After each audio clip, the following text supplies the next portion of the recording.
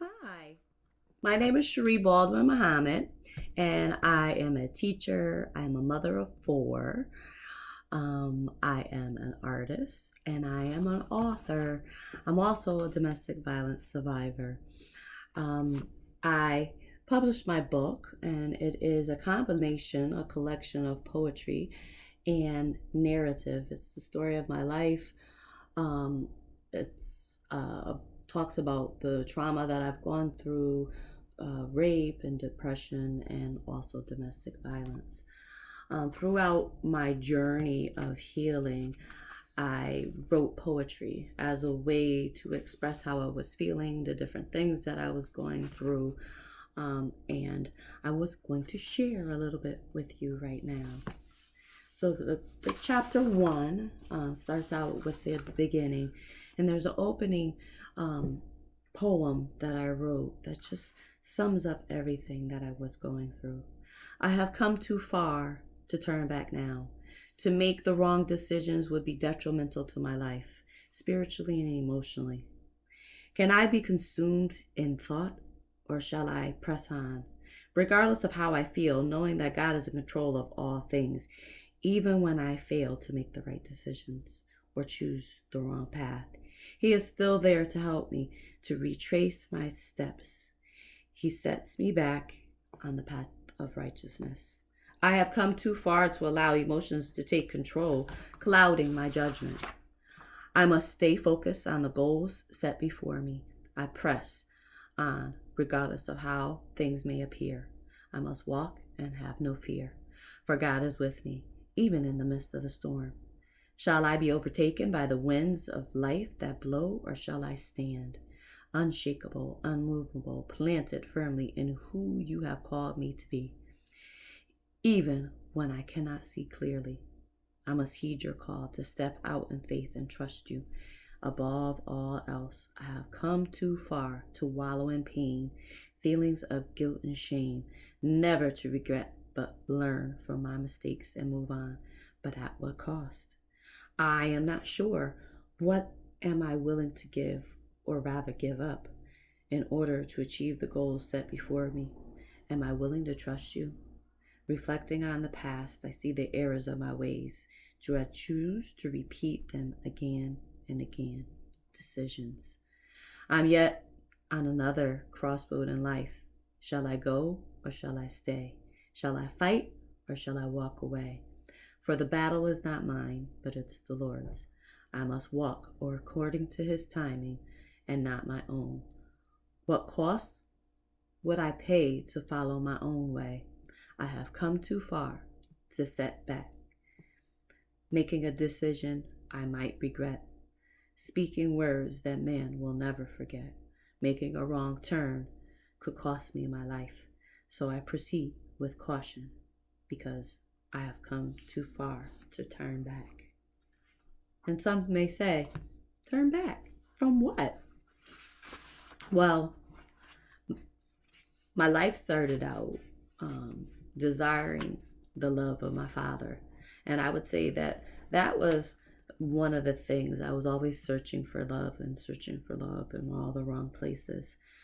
Um, I would meet guys and think that I was in love. Um, but oftentimes I was just hurting inside.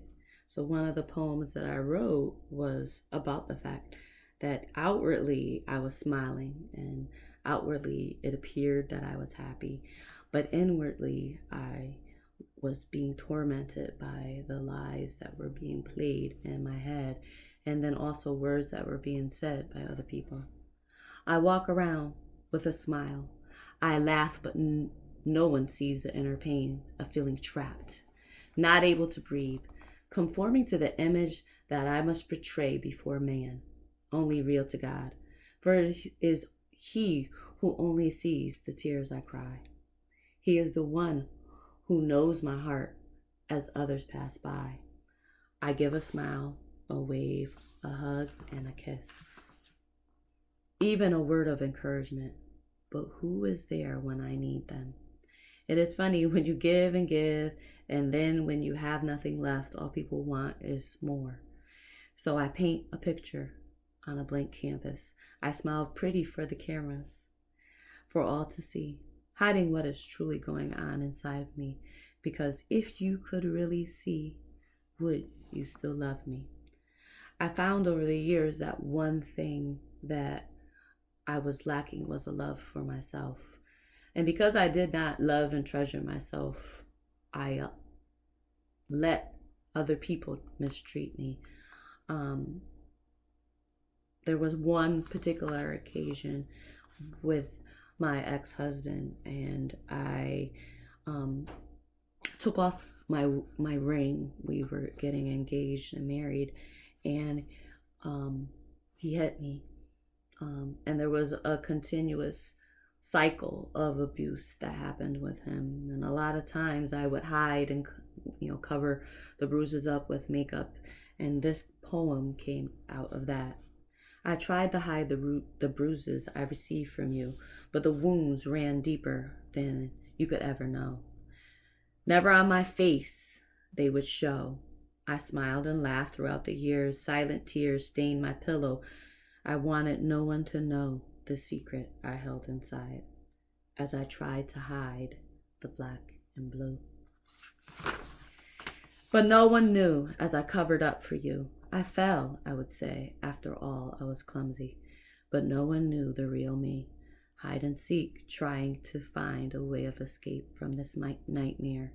I tried to awake, but over and over these words spake. If you leave me, I will kill you. But little did I know, I was already dying. I was black and blue. There was a lot of depression during those times, a lot of seeking, a lot of hoping, a lot of searching. It's ironic that these ceremonies are called the sound of hope, because during those times in the midst of darkness, you have to reach in and you have to find that hope in order to be able to press on and to be able to find peace in the midst of so many confusing times.